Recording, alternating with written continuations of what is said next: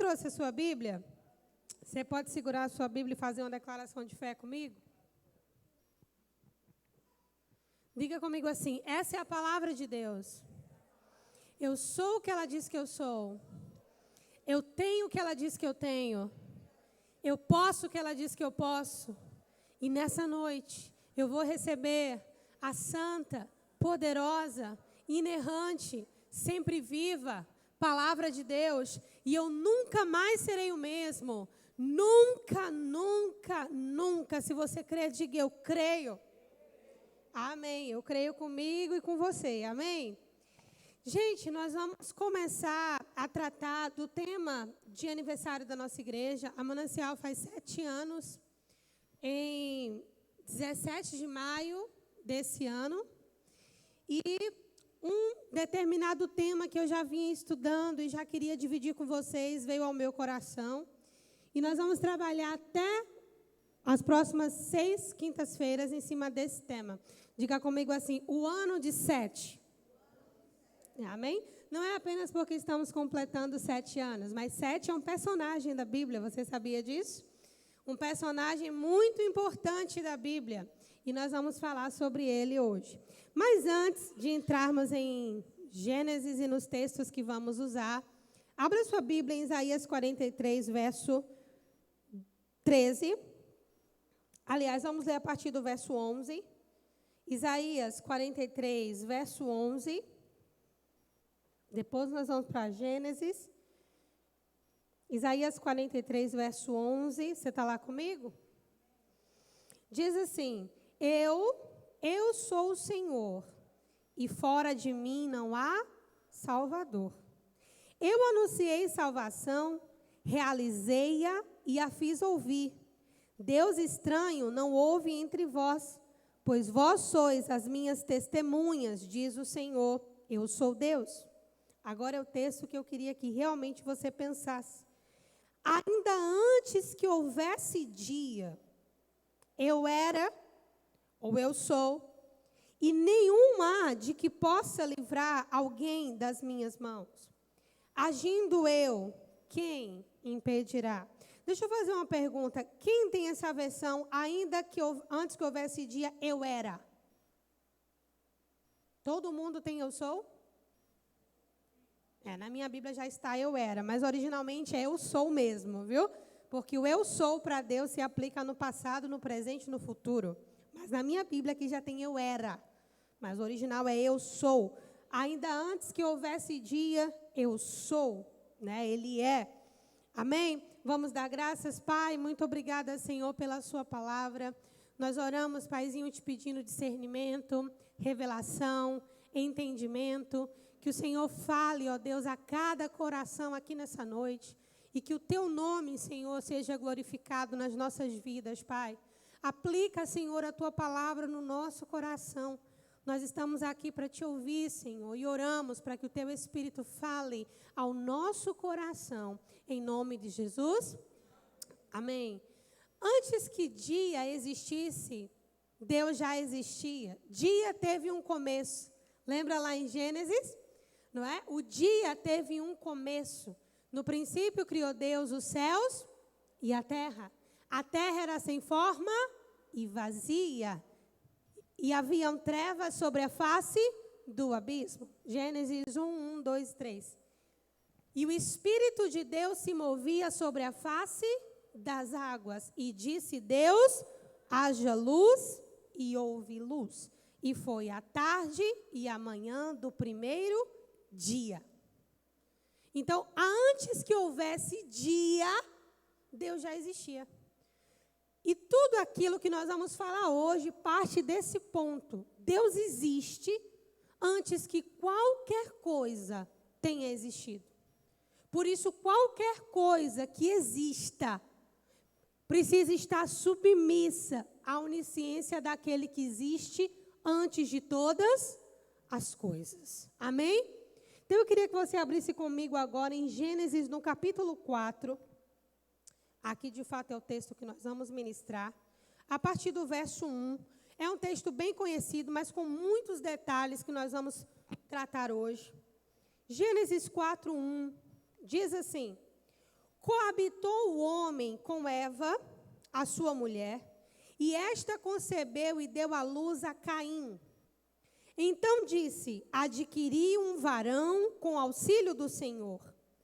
Depois deu à luz a Abel, seu irmão. Abel foi pastor de ovelhas e Caim, lavrador.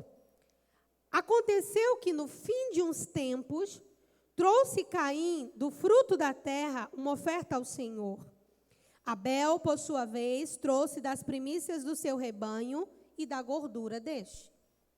Agradou-se o Senhor de Abel e da sua oferta, ao passo que de Caim e da sua oferta não se agradou. Irou-se, pois, sobremaneira Caim, e descaiu-lhe o semblante. Então lhe disse o Senhor: porque andas irado? Porque descaiu o teu semblante? Se procederes bem, não é certo que serás aceito? Se todavia procederes mal, eis que o pecado jaz à porta, o seu desejo será contra ti, mas cumpre a ti dominá-lo. Disse Caim a Abel, seu irmão: vamos ao campo. Estando eles no campo, sucedeu que se levantou Caim contra Abel, seu irmão, e o matou. Disse o Senhor a Caim: onde está Abel, o teu irmão? Ele respondeu: não sei. Acaso sou eu tutor do meu irmão? E disse Deus: o que fizeste? A voz do sangue do teu irmão clama da terra a mim. Deixa eu explicar aqui para vocês o que estava acontecendo. Quando Deus criou Adão e Eva, eles não tiveram filhos no Éden. Vocês podem observar que depois do pecado eles foram expulsos do jardim do Éden. Quando eles foram expulsos, não se sabe quanto tempo, a Bíblia não diz, mas Adão conheceu a Eva, sua esposa, então nasceu os dois meninos, nasceu Caim, nasceu Abel, e eles também tiveram filhas. A Bíblia diz que Caim e Abel, cada um escolheu uma profissão. Abel foi pastor de ovelhas, Caim lavrador, lidava com a terra. E ao final de uns tempos, os dois meninos vão apresentar a Deus as suas ofertas. Caim, como é lavrador, vai apresentar do fruto da terra, que é o seu trabalho. Abel, como é pastor, vai apresentar a primícia do seu rebanho, que é o cordeiro. E a Bíblia diz que Deus olha para Caim e já rejeita Caim antes de rejeitar a oferta. Deus olha para Abel, se agrada de Abel e se agrada da oferta de Abel. E aqui temos um princípio importante, irmãos. Deus não se importa com exatamente aquilo que nós entregamos a Ele, seja o que for. Se Deus não se agradar de mim e se Deus não se agradar de você, não importa o que entreguemos ao Senhor. Não importa quão glamuroso isso seja, não importa quão sacrificial isso seja, não importa quão duradouro isso seja. Se Deus não se agradar de mim, nada do que eu entregue a Deus terá algum tipo de utilidade. Vocês lembram do que o apóstolo Paulo falou lá em 1 Coríntios 13? Ainda que eu entregasse o meu corpo para ser queimado, se eu não tivesse amor, nada seria. Não é isso que ele diz? Ainda que eu pegasse todos os meus bens e dissesse, eu vou distribuir para os pobres. Se eu não tivesse amor, eu nada seria. Ontem eu estava lendo sobre um determinado bilionário que ele criou 3 metas na vida dele. A primeira meta era acumular o máximo de dinheiro que ele conseguisse acumular. Na outra metade da vida, o objetivo dele seria distribuir tudo aquilo que ele havia conquistado. E ele escreveu, encerrou a sua carta dizendo assim: um homem que morre rico é medíocre, né? Então tem uma pessoa que pode ter essa vontade de distribuir tudo que tem, mas nem por isso, se ela não tiver amor, para Deus isso não significa nada. Amém? Então uma coisa importante, Deus rejeitou um homem, Deus rejeitou Caim. Qualquer coisa que Caim fosse entregar a Deus, Deus não receberia. Você está comigo? Deus se agradou de Abel. Qualquer coisa que Abel fosse entregar para Deus, Deus receberia. Vocês lembram, por exemplo, quando Jesus estava sentado na entrada do templo, e a Bíblia diz que os ricos colocavam lá muitas riquezas daquilo que eles tinham, e a Bíblia diz que vem uma mulher viúva, e ela coloca 3 moedinhas, e aí Jesus diz, ela deu mais do que todo mundo. E Jesus não falou isso baixinho só para os discípulos, ele falou isso em voz alta. E ele disse, porque os outros deram daquilo que lhe sobrava. Essa mulher deu de tudo que ela tinha. Jesus se agradou dela. Se ela ia dar uma moeda ou se ela ia dar 1 milhão de moedas, não era o ponto. Jesus se agradou dela. Quem está comigo? Amém?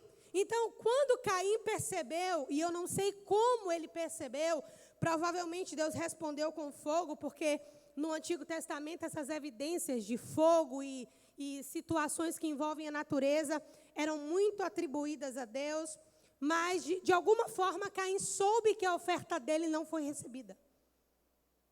Então Deus chega para Caim e diz, Caim, por que o seu semblante está assim? Por que você está irado com isso? Se procederes bem, não é certo que eu vou te aceitar? Essa fala de Caim demonstra que talvez houveram outras ofertas de Caim que Deus aceitou. Porque Deus fala para ele, se você proceder bem, não é certo que você será aceito?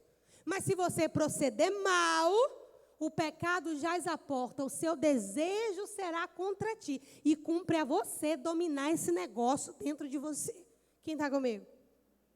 O interessante, e hoje eu estava meditando nisso, é que Deus não fez a mesma coisa com Abel. Abel é o seguinte, teu irmão vai querer te matar. Qualquer coisa que ele te chame, não vá, né? Não vá. Deus não falou nada com Abel, mas Deus falou com Caim. E aqui eu quero que vocês aprendam uma coisa, queridos. Existem propósitos de Deus nas nossas vidas, que eles são divididos em tempos. O propósito da vida de Abel se encerrava ali. Está comigo? Deus já havia providenciado 7, que eu vou falar sobre ele ao longo das quintas-feiras. Deus já havia providenciado a linhagem a partir da qual o nome do Senhor voltaria a ser invocado. Mas Deus não falou com Abel, Deus só avisou a Caim. Caim, olha o seu coração. Olha como você está. Caim, presta atenção. Mas com Abel, Deus não fez a mesma coisa. E eu quero que você pegue isso comigo aqui. Quando nós somos aceitáveis a Deus, quando o Senhor se agrada de nós, e na Bíblia isso é bem assim, várias vezes demonstrado. Quando Deus se agrada de nós, quando Deus se agrada do justo, querido, a passagem para estar com o Senhor é uma glória. E nós só podemos entender isso de uma maneira mais clara, compreendendo uma coisa. Diga assim comigo, quando Deus vai trabalhar, Ele usa 3 coisas. Diga tempo, espaço e matéria. Ontem eu estava no Uber e ele estava evangelizando o carinha do Uber. O nome dele é Marcos Felipe. Eu comecei perguntando para ele se ele sabia quem foi Marcos e quem foi Felipe. Ele disse não. Falei, você devia, pega a sua Bíblia, vai procurar quem é Marcos, quem é Felipe. E comecei a evangelizar o carinha do Uber. E quando eu estou evangelizando o carinha do Uber, eu falei assim, você sabia que a Bíblia é um livro digno de confiança? Eu não sei se para me agradar ou porque ele realmente acreditava, ele disse que sim. Aí eu falei, mas você sabe por que a Bíblia é um livro digno de confiança? Ele falou assim, não. Eu falei, você sabia que a Bíblia é o único livro da antiguidade que afirmava que o universo foi criado? Não há nenhum livro na antiguidade de que se tenha registro de alguém dizendo que o universo foi criado. Todos os pensadores da antiguidade defendiam o universo eterno. Apenas esse livro de Moisés, que é o Gênesis, dizia que o universo foi criado. E com um detalhe, o tempo, o espaço e a matéria foram criados juntos. Hoje a ciência já fala sobre isso. Porque para eu criar a matéria, eu preciso do espaço, porque essa matéria vai existir aonde? No nada. Se eu crio o espaço, esse espaço precisa ser ocupado. Porque um espaço vazio é nada. Amém? E se eu crio alguma coisa que passa a existir, isso precisa existir dentro de um tempo. O que a ciência descobriu recentemente, a Bíblia já diz isso há anos atrás. E só ela dizia isso, que o universo havia sido criado. Mas, queridos, não apenas com a criação do mundo, Deus trabalha com tempo, espaço e matéria. Deus continua trabalhando com tempo, espaço e matéria. Quando se trata da minha vida, Deus tem um tempo para a minha vida nessa terra. Está comigo? Deus tem um tempo. Eu sou a matéria, a instrumentalidade que Ele vai usar. E existe uma região geográfica que Ele quer que eu esteja, que eu frutifique. Não é só comigo, nem com a criação, é com você também. Tempo, espaço e matéria. A Bíblia diz, querido, que os céus declaram a glória de Deus e o firmamento a obra das suas mãos. Quando nós olhamos para o que Deus criou e como Deus criou, acredite, isso é uma lei que se reproduz na minha e na sua vida.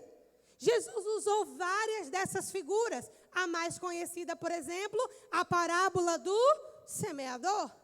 Aquilo que o homem plantar, certamente colherá. Ele está mostrando uma lei da natureza. Aquilo que se planta, se colhe.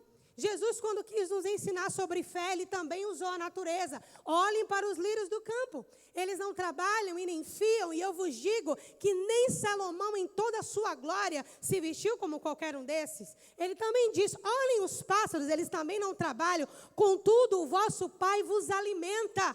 Aí ele concluiu dizendo, se Deus cuida dos lírios do campo e dos pássaros, não cuidará igualmente de vós, homens de pouca fé? Está comigo, queridos? Então, o universo, aquilo que Deus criou, proclama a glória de Deus. Jesus disse, queridos, se não houver quem clame, as pedras clamarão. Amém? Lembra, por exemplo, quando Jesus acalmou o vento e o mar, qual que foi a fala dos discípulos? Quem é esse que até o vento e o mar lhe obedecem? Lá em Romanos a Bíblia diz que a criação, ela tem a expectativa da manifestação dos filhos de Deus e diz que a criação geme aguardando essa manifestação. Está comigo? Então Deus, Ele trabalha também com tempo, espaço e matéria. Quando Deus, agora eu quero que você esforce a sua mente um pouquinho, amém? A Bíblia tem várias camadas de revelação da palavra, mas hoje eu estou puxando vocês um pouquinho mais para cima, amém? Quando Deus colocou Adão e Eva no jardim do Éden, esse jardim do Éden não é um ambiente totalmente físico e também não é um ambiente totalmente espiritual, tanto que se sabe que é na África, mas ele nunca pôde ser achado, amém? Então, é uma dimensão intermediária. A Bíblia apresenta 3 tipos de tempo. Apresenta o tempo, a eternidade, que é o não tempo. Apresenta o kairos, que é o tempo de Deus. E apresenta o cronos, que é esse tempo que nós temos no nosso relógio, nos nossos calendários. Por exemplo, quando a Bíblia diz assim, que um dia para Deus são como 1000 anos. E 1000 anos como um dia, isso aqui não é eternidade, porque a eternidade não tem anos. Amém? Então, 1000 anos são como um dia, e um dia como 1000 anos, isso aqui é o tempo kairos, é o tempo de Deus, é um tempo onde Deus governa. Existe o tempo que nós contamos no nosso relógio, e existe eternidade. Adão e Eva estavam nesse kairos, nesse lugar intermediário, tanto físico quanto espiritual, mas não era nem totalmente um, nem totalmente outro. Quando eles pecam, que eles são expulsos desse jardim, expulsos desse paraíso, é quando Eva tem os 2 meninos, Caim, Abel e os filhos e as outras filhas. Mas o primeiro menino, depois de Abel, que a Bíblia traz assim à tona, é Sete. Amém? É 7. Agora vá comigo aí a Gênesis 4. Gênesis 4, verso 25. Tornou Adão a coabitar com Eva, sua mulher, e ela deu à luz a um filho, a quem pôs o nome de Sete. Porque disse ela, Deus me concedeu outro descendente, em lugar de Abel, que Caim matou.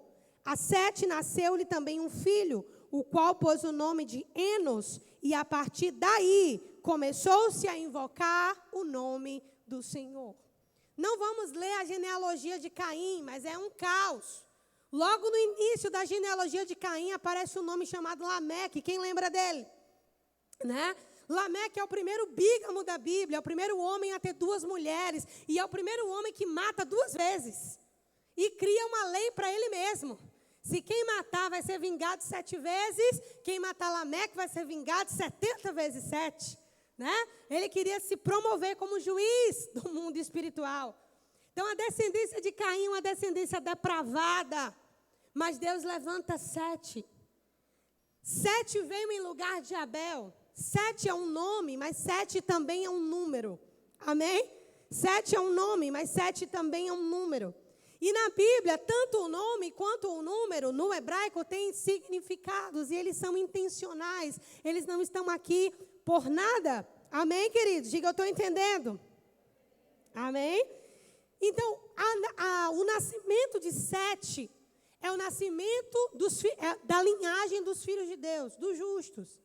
Depois de 7 nasce Enos. E a partir de Enos, começa a se invocar o nome do Senhor novamente.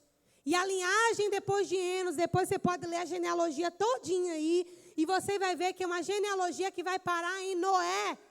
Vá comigo, por favor, agora para Gênesis 5, a partir do verso 21. Enoque viveu 65 anos e gerou a Matusalém. Andou Enoque com Deus depois que gerou Matusalém. Viveu 300 anos e teve filhos e filhas.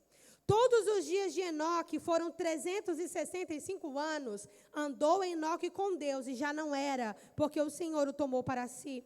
Matusalém viveu 187 anos e gerou Lameque. Não é o mesmo Lameque da descendência de Caim. É o Lameque da descendência de Sete.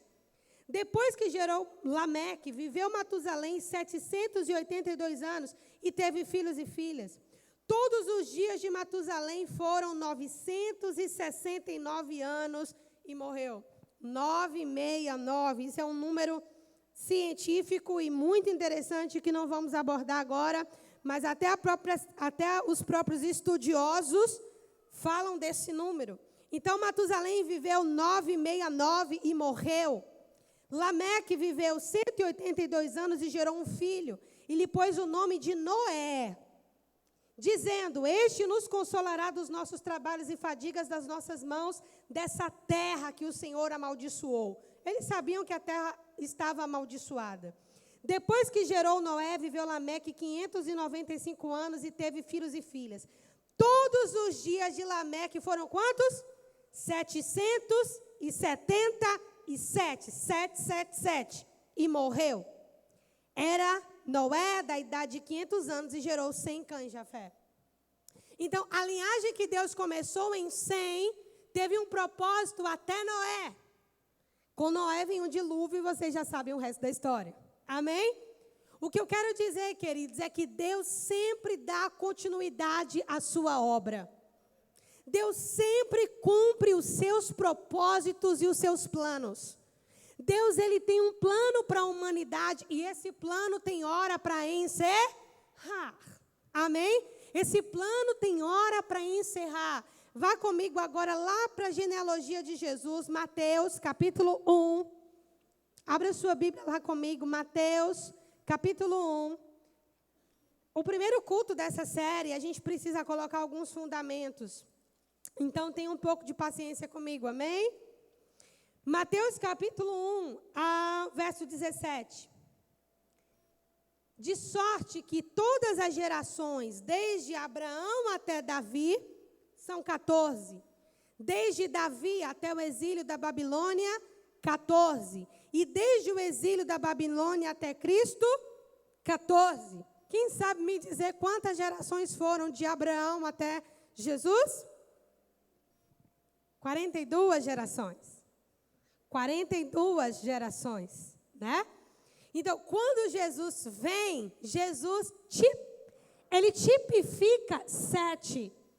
42 se escreve 4 e 2. O valor numérico do número 42 é 6. 4 mais 2 é 6. Logo em seguida vem Jesus, 7. E ele começa a abrir uma nova linhagem. Está comigo? Ele começa a abrir um novo grupo de pessoas. A Bíblia diz que quando muda o sacerdócio, né? Aqui mudou o sacerdócio, alterou o sacerdócio, mudou alguma coisa quando Jesus veio. Amém, queridos? E esse Jesus que vem, assim como 7 veio, Jesus também veio para estabelecer o final do propósito de Deus, que é o plano da redenção. Todo homem e toda mulher que confessar ao Senhor Jesus Cristo como seu Senhor e Salvador, se arrepender dos seus pecados, acreditar no sacrifício que foi feito na cruz do Calvário, essa pessoa acreditar com fé, como está escrito, se com teu coração creres e com a tua boca professares que o Senhor Jesus é o seu Senhor, será salvo. Amém? Jesus, ele veio como o 7º, como descanso de Deus. Eu sei que muitos não têm costume de estudar algumas coisas que eu estou falando, mas elas são importantes porque elas são o pano de fundo de muitos milagres, de muitas falas de Jesus. Quando Jesus diz, por exemplo, Humberto, quando ele é questionado pelos fariseus e diz, mas os teus discípulos estão colhendo trigo no sábado não pode. Aí Jesus responde o quê? O Filho do Homem, até do sábado é Senhor. Ali não é um dia da semana, ali é o Shabat, é o 7º dia. E se você colocar assim, for um zoom e for ampliando na Bíblia, você vai chegar no 7. Amém? No número 7. Jesus está dizendo, o Filho do Homem, até do sábado é Senhor. Ele é o Senhor desse tempo que foi reinaugurado. Está comigo, queridos? Esse tempo onde ele começa a interpretar a lei. Quando chegam para ele e diz, mas como você come com publicanos e pecadores? Aí ele vai lá e responde o quê? Eu não vim para os sãos. Não é assim? Os sãos não precisam de médico, mas os doentes sim. E eu vim para resgatar os doentes. Está comigo, queridos? Então, Jesus vem debaixo dessa linhagem de 7 e com todas as implicações desse número e da figura de 7. Não há nada mais perfeito.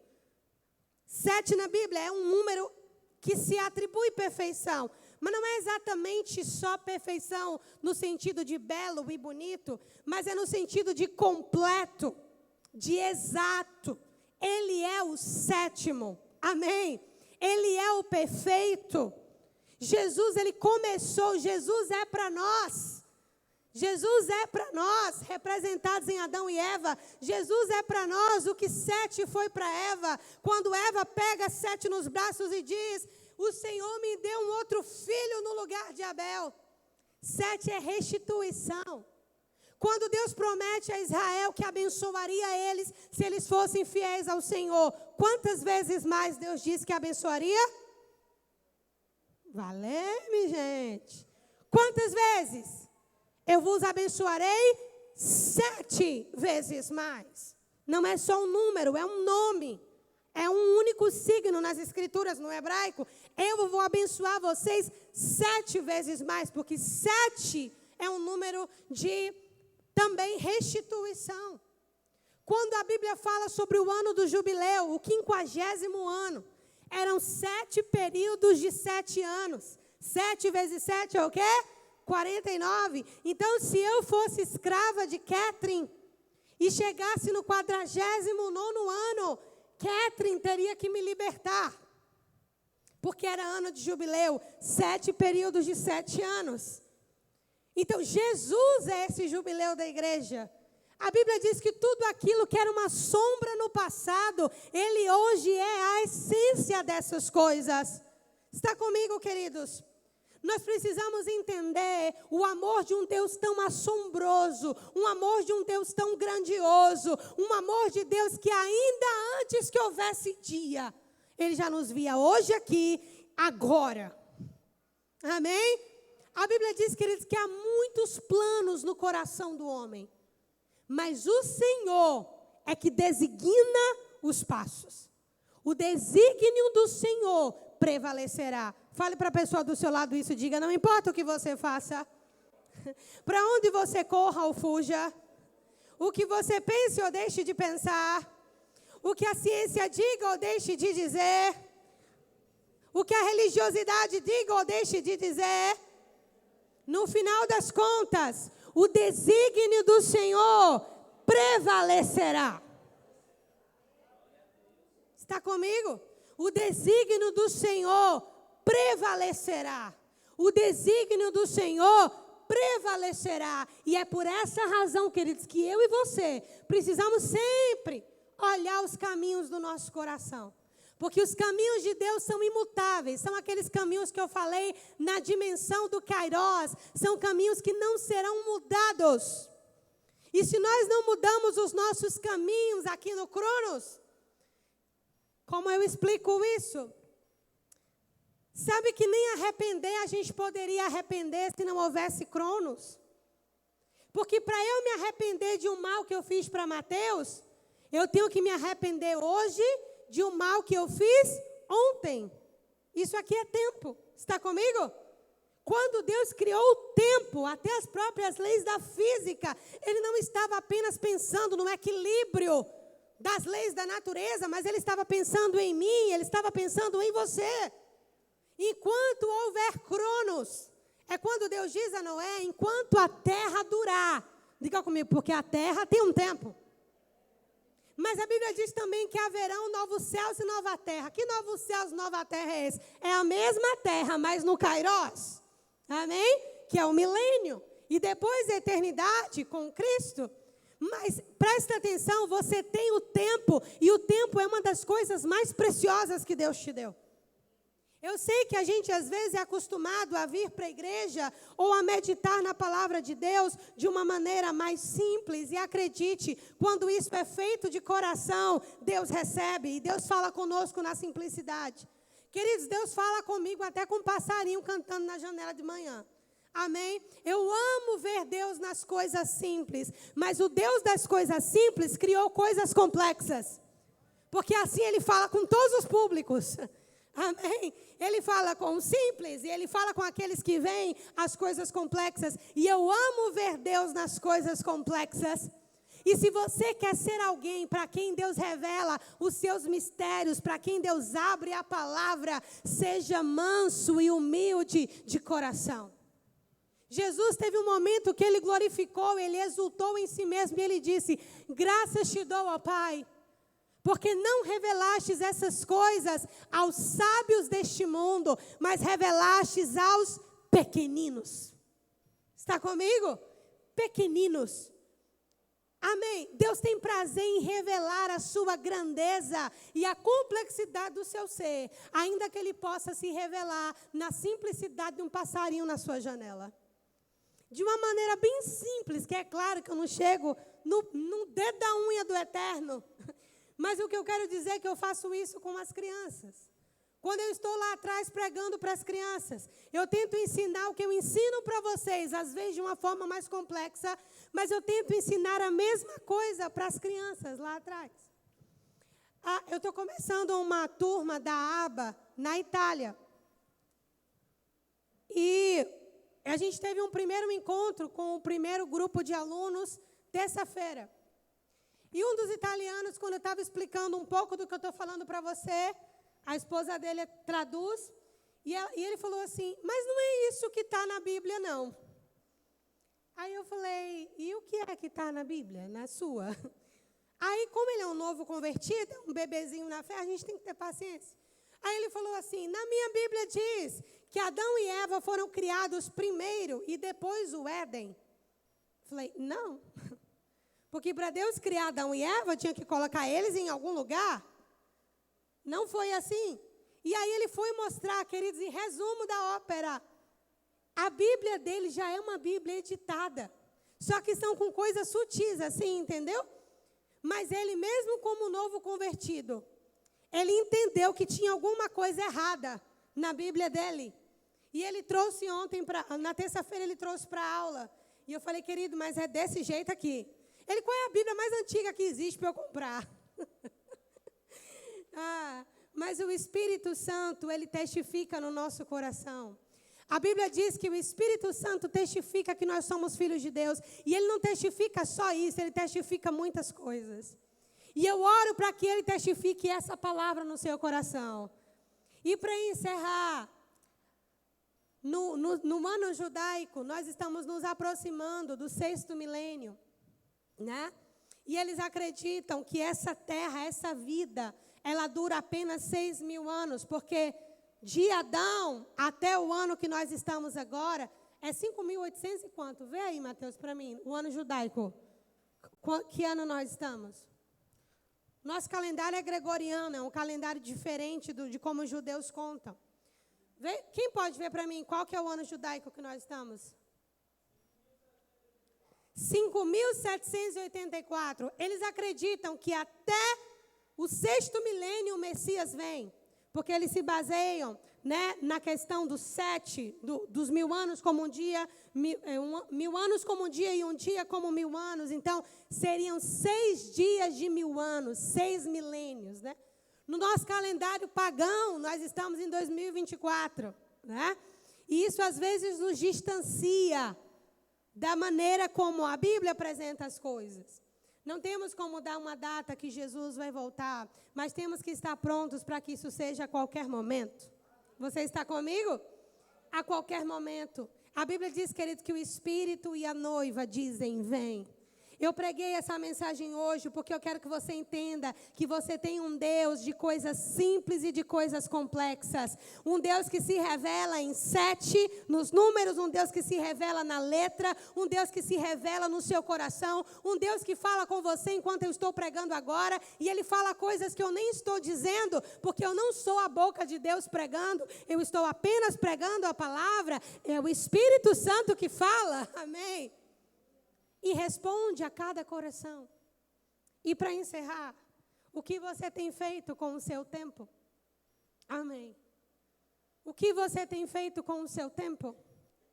E se o seu tempo, tal como Abel, acabasse hoje? É interessante que esse fato de Abel morrer de modo justo e Deus não ter avisado nem evitado, deveria nos ensinar muitas coisas. Amém? Deveria nos ensinar muitas coisas. E se tal qual Abel fosse hoje? Quando eu era pequenininha na Assembleia de Deus, tinha uma moça que cantava assim, eu não sei a hora, pode ser até agora, mas eu sei que Jesus breve vem. Não sei o resto.